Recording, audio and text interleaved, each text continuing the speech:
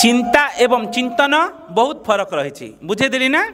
चिंता कले संसार को चिंता करिब दुख मिलिब, चिंतन कले भगवान को चिंतन करिब सुख मिलिब एवं भगवान पादपद्म को जितेबाला चिंता करिब शांति मिलिब।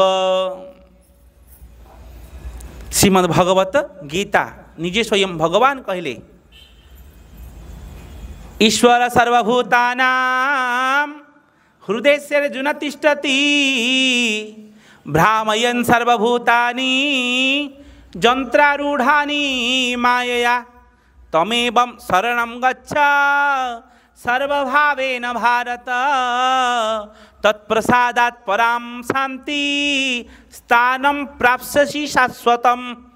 मोर पाद पद्मरे शाश्वत शांति रही, मोर पाद पद्मरे शाश्वत शांति रही। शांतिर घर कोठी ना भगवान पाद पद्म।